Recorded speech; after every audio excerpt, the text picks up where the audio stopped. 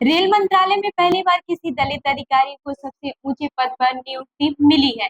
Rail मंत्रालय में chairman and CEO का पद सबसे बड़ा होता है। यह पद भारत के सचिव के पद के बराबर होता है। यानी भारत सरकार के अन्य मंत्रालयों के सचिव के बराबर ही रेलवे बोर्ड के चेयरमैन का पद होता है। भारतीय रेल में मैकेनिक इंजीनियर सेवा अधिकारी सतीश कुमार रेलवे बोर्ड के नए चेयरमैन और सीईओ बन गए हैं। वो 1 सितंबर 2024 को पदभार ग्रहण कर रहे हैं। किसी दलित अधिकारी के पहली बार इस पद तक पहुंचने के बाद सोशल मीडिया पर काफी चर्चा हो रही है।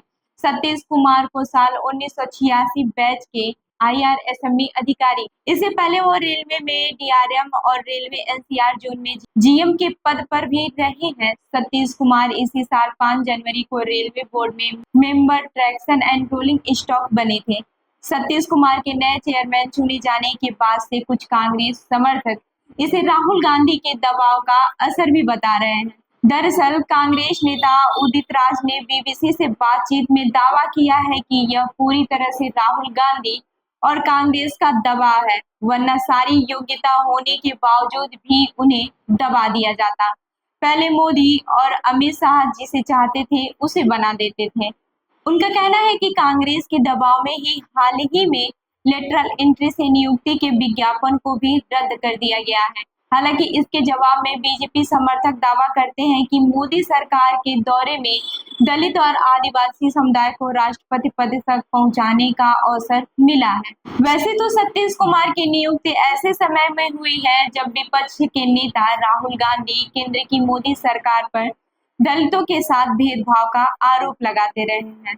राहुल गांधी ने साल 2024 से 2025 के बजट पर भी आरोप लगाया था कि भारत सरकार का बजट 20 लोगों ने तैयार किया है, उनमें केवल एक मुस्लिम है और एक ओबीसी। राहुल गांधी ने आरोप लगाया था कि ऐसे लोगों को फोटो में भी नहीं आने दिया जाता।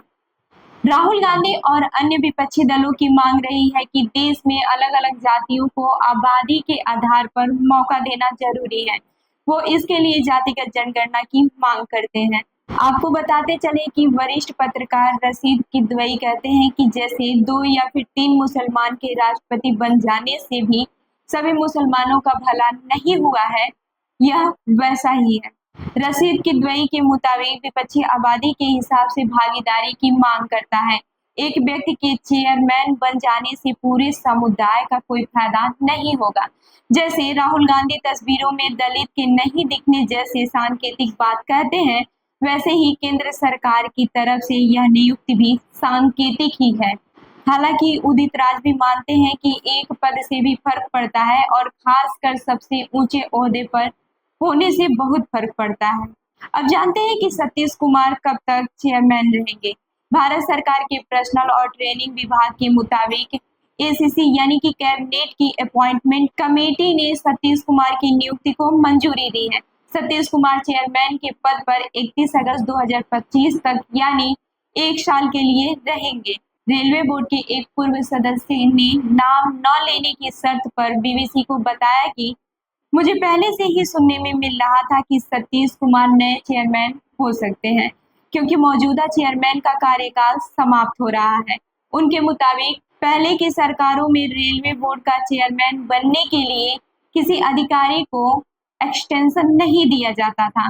मोदी सरकार जब से आई है ऐसा कई बार किया है और उस आधार पर संयोग से सतीश कुमार का नाम आया होगा, उन्हें कोई रियायत नहीं मिली होगी। हालांकि रेल कर्मचारियों के एक संगठन AIRF के महामंत्री शिव भूपाल मिश्रा के मुताबिक रेलवे बोर्ड में नवीन गुलाटी सबसे वरिष्ठ सदस्य थे, लेकिन उनको पहले ही DG बना दिया गया था।